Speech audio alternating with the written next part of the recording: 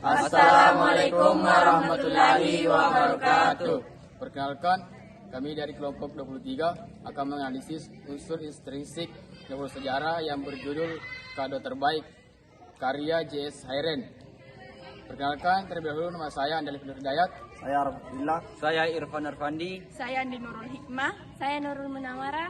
Saya Asmarani. Sinopsis novel Kado Terbaik. Kado Terbaik mengisahkan tentang seorang anak laki-laki berusia 14 tahun yang bernama Rizky Al-Quryan yang ditinggal mati oleh sang ayah dan dibuang oleh ibunya di panti asuhan ilegal. Rizky dibuang bersama kedua adik perempuannya, Rizka dan Kanza. Selama di panti asuhan yang seperti penjara itu, Rizky hidup dengan menderita. Di dalam panti asuhan, semua anak-anaknya bukan mendapatkan pendidikan yang lebih baik, melainkan malah disuruh mencari uang di jalanan. Mereka diperintah untuk mengemis, mengamen di perempatan, lalu lintas, bahkan beberapa ada yang mencuri uang milik orang lain dan mencopet. Uang yang mereka dapatkan itu kemudian akan disetorkan kepada pengurus panti asuhan saat itu. Rizky melihat adiknya sedang mengambil dompet seseorang gadis bernama Rani yang terjatuh di sekitar terminal. Ia kemudian mengejar Rizka untuk membujuk supaya mengambilkan dompet tersebut. Namun adegan kejar-kejaran itu berakhir tragedis. Saat Rizky berlari mengejar kawanannya Rizka, ia malah dihujani kotoran burung yang ada di pasar Sabtu. Setelah pertemuan dengan adiknya itu, Rizky malah jadi kesulitan membayar uang makan karena tas kainnya yang berisi baju ganti diambil kawannya Rizka. 1. Tema adalah ide pokok sebuah cerita yang diyakini dan dijadikan sumber cerita. Tema kehidupan novel Kado Terbaik dibuktikan dengan kehidupan Rizky setelah dibuang ibunya.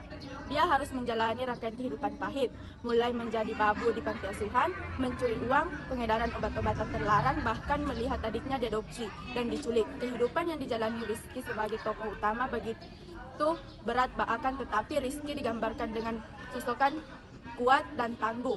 Kutipannya adalah, sebagai anak dan remaja yang besar tanpa kehangatan keluarga, kami tak kenal bahasa kerinduan, masih begitu jauh di dalam hati. Aku rindu juga pada adik-adikku.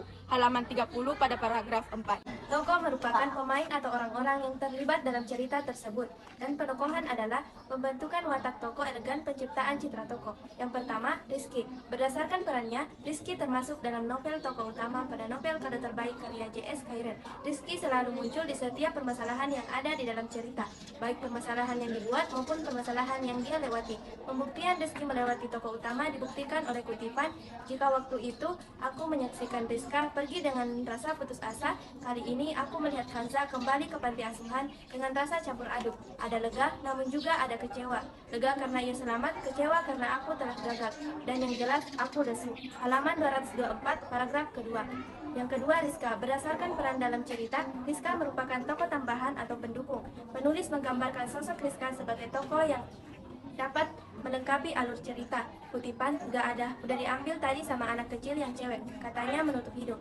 Halaman 18 paragraf 4. Yang ketiga, Hanza. Ditinjau dari perannya di dalam cerita, Hanza termasuk dalam tokoh tambahan. Kemunculannya terbilang cukup sedikit, hanya saat awal Rizky menemui kembali di panti asuhan sampai Hanza dibawa oleh penculik. Kutipan, inilah akhir riwayat kami, tinggal menghitung hari atau boleh jadi jam sebelum nasibku dan Hanza seperti nasib siapapun yang tadi dikubur. Halaman 123 paragraf ke-1. 4. Rani terbilang wanita yang pintar di usianya. Penulis bisa menciptakan sosok Rani sebagai seseorang yang mandiri dan memiliki pendirian kuat. Kutipan, Rizky di mana? Kata Pak Iman Masjid pergi ke kota Semarang yang waktu itu Rizky ini anak-anak panti udah berhasil diselamatkan. Mas Hanza juga udah didata sama dinas sosial. Panti itu mau diambil alih oleh mereka. Halaman 230 paragraf 3. 5. Pak Tono. Jika dicermati melalui peranannya dalam cerita, Pak Tono merupakan tokoh tambahan. Dia menjadi lawan main Rizky dalam alur cerita novel Kado Terbaik. Keberadaan Pak Tono membuat jalan cerita mempunyai banyak konflik. Kutipan, tak lama bapak pemilik panti pergi dan kembali membawa kotak kecil. Itu susu formula. Lo harus ganti dengan ini. Tetapan kejinya mengarah kepada aku. Halaman 3 paragraf 8. Bang Ujang, jika dilihat peranannya dalam cerita, Bang Ujang merupakan tokoh tambahan atau pendukung. Kemunculan Bang Ujang pertama kali saat Rizky kembali ke kos-kosan. Bang Ujang menagih uang ke kos-kosan yang belum Rizky lunasi. Kutipan, mendengar itu Bang Ujang tertegun, pasti ia punya sedikit tentang ayah dan ibuku. Pasti ia juga tahu membawa kedua orang tuaku punya anak ketiga yang lahir di hari-hari dekat kematian dan kepergian mereka. Halaman 65 paragraf 5. 7. Bang Toron ditinjau dari peranannya dalam cerita. Bang Toron termasuk dalam tokoh pendukung. Kutipan, apartemen di Jalan Pahlawan jam 11 malam, tahukah kamar 420 lo cuma nyerahin barang ini. Dia udah bayar baru make, dia jadi masih culun. Hati-hati, bulan puasa banyak yang razia. Fisiknya pelan. Halaman 49 paragraf 1. 3. Alur cerita atau plot adalah struktur yang berisi rangkaian peristiwa atau kejadian dalam sebuah cerita. Alur yang digunakan dalam novel Kado Terbaik adalah alur maju. Berikut data sesuai tahapan alur maju pada novel Kado Terbaik karya J.S. Kairen. Kutipan dari Kini Usiaku 20 tahun, 7 hari lagi Lebaran, halaman 5 paragraf ke-1. 4. Latar adalah keterangan mengenai ruang waktu serta suasana kejadian peristiwa-peristiwa di dalam suatu karya sastra. Latar tempat, panti asuhan. Dikutip dari panti asuhan ini bukan panti asuhan selayaknya. Kalian salah besar. Dari luar memang ada pelang besi bertuliskan panti asuhan. Di dalamnya penjara yang amat menakutkan. Halaman 1 pada paragraf 4. Kos-kosan kecil. Dikutip dari kami berdiam diri di kamarku yang bukan lagi kamarku.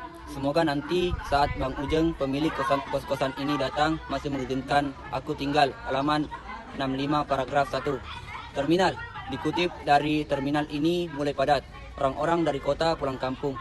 Sebuah bis dengan warna ungu, putih, dan hijau merapat. Ini salah satu bis dengan armada terbesar yang ada, paling bagus dari bis-bis lain.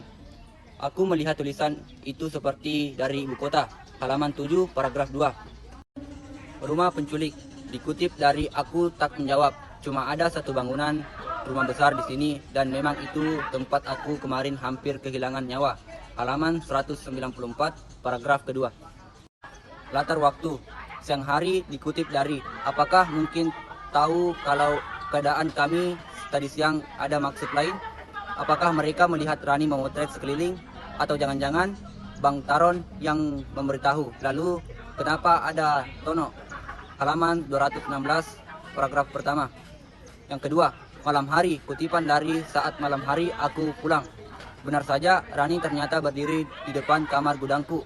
Ia menyimpan tanda tanya yang sama besarnya denganku.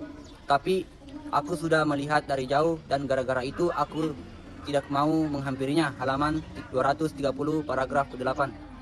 5. Sudut pandang atau latar belakang. Menggunakan sudut pandang orang pertama karena banyak. Menggunakan kata ganti aku. Dikutip dari mataku membelalak. Aku tak salah lihat. Aku kenal sekali anak remaja ini. Siapa?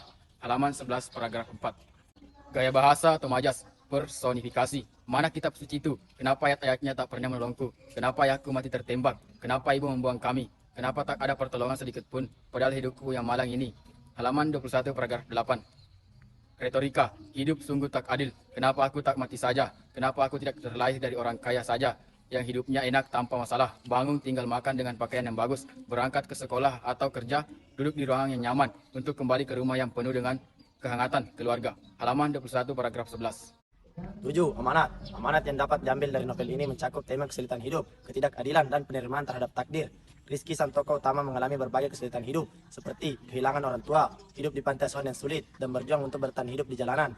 Meskipun hidupnya penuh dengan cobaan, Rizky mencoba untuk tetap kuat dan tidak menyerah.